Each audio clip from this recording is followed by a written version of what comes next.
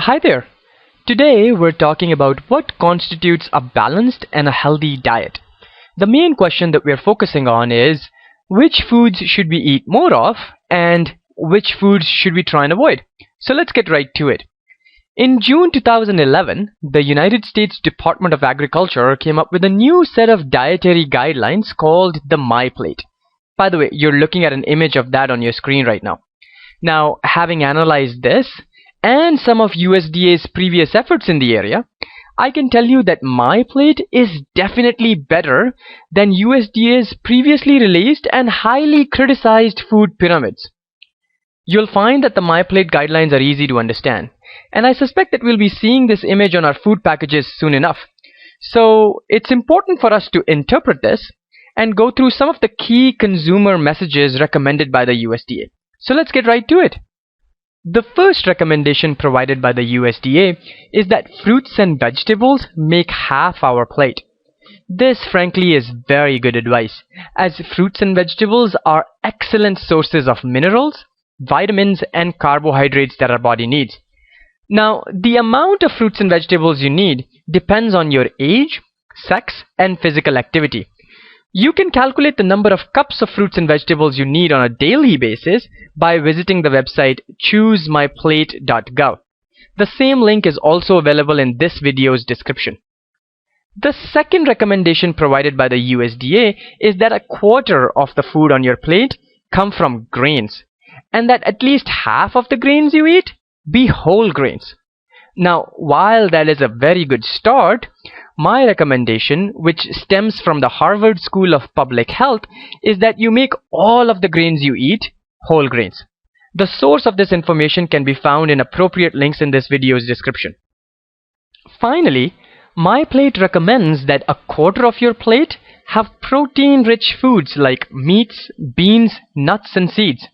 Now, even though My Plate is a major improvement on some of USDA's previous efforts in the area, it still does not reflect the latest science on healthy eating.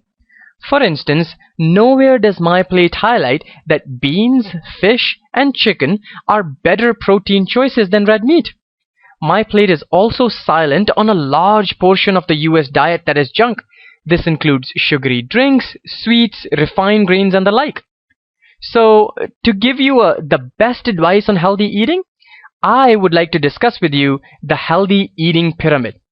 This was designed by the Department of Nutrition at the Harvard School of Public Health and is by far the best set of healthy eating guidelines available on the web. Let's talk about it a little bit. The Healthy Eating Pyramid doesn't provide any advice on counting calories. Instead, it focuses on identifying and eating quality food. Now, there is one guideline that the Healthy Eating Pyramid comes with, which is that a healthy diet includes more food from the base of the pyramid than it does from higher levels of the pyramid. If you're interested, by the way, in calculating the specific number of cups of a particular food you need on a daily basis, which again depends on your age, sex, and physical activity, you can do that by using the links provided in this video's description. So let us start at the base of the pyramid and make our way up. The Healthy Eating Pyramid, you'll notice, sits on a foundation of daily exercise. Remember the weight change equation. Weight change is equal to calories in minus calories out. So that means that if you burn as many calories as you take in each day, there's nothing left over for storage, and the weight remains the same. Eat more than you burn, however, and you end up adding fat and pounds. Regular exercise can help you control your weight, and it is a key part of any weight loss effort. A 30-minute brisk walk on 5 days of the week is all most people need. Or you can do 25 minutes of a more vigorous activity 3 days a week. These activities include jogging, aerobics, singles tennis, or you can even do a combination of both, the brisk walk and the vigorous activity. Remember, getting any amount of exercise is better than no exercise. So let's move on to the next layer, which contains fruits and vegetables. A diet that is rich in fruits and vegetables has a lot of benefits. Fruits and vegetables can reduce chances of having heart attack and stroke.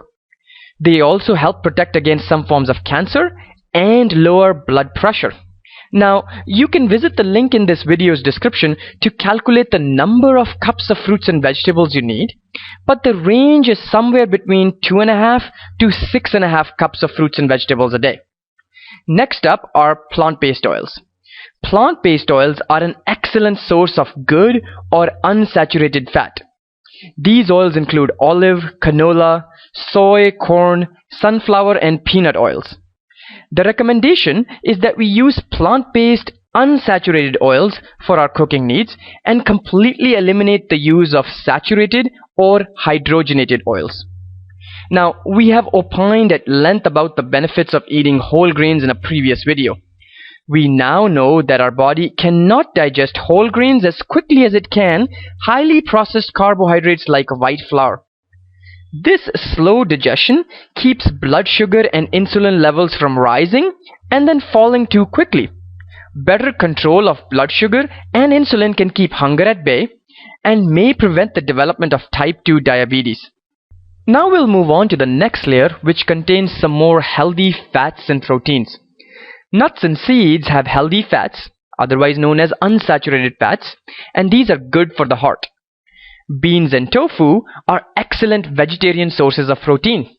So are fish, poultry, and eggs. A wealth of research now suggests that eating fish can actually reduce the risk of heart disease. Okay, so the next layer will get us into the higher levels of the pyramid. And remember the guideline. We should eat more food from the base of the pyramid than the higher levels of the pyramid. This layer highlights dairy products. We should keep our consumption of dairy products to a minimum, somewhere around 1 to 2 servings a day.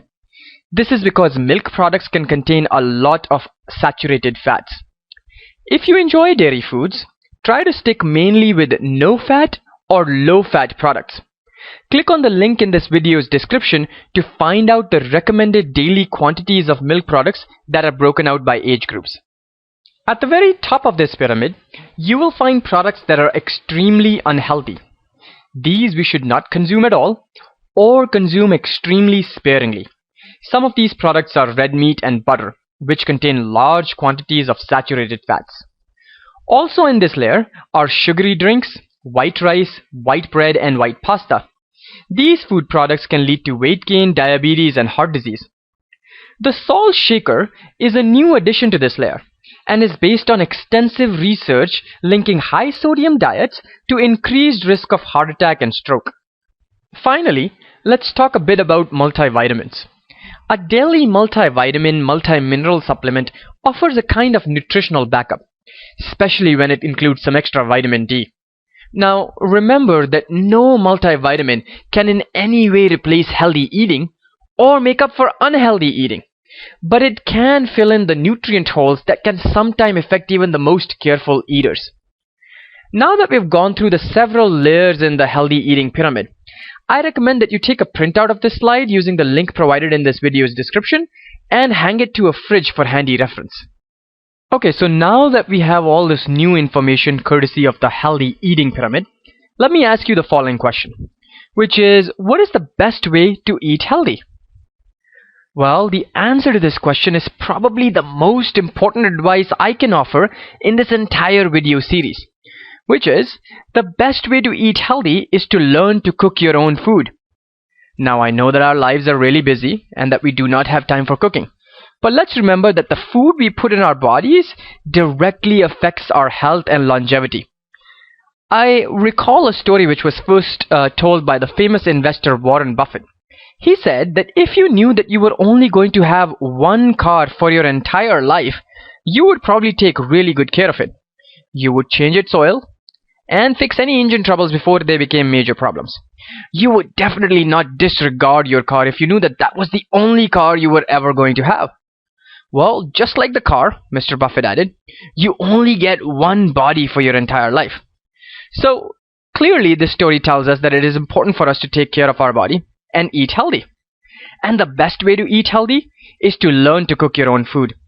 This way you can choose real food, you can use healthy oils, and you can limit your sugar intake. In the next video, we're going to discuss how to read a package label.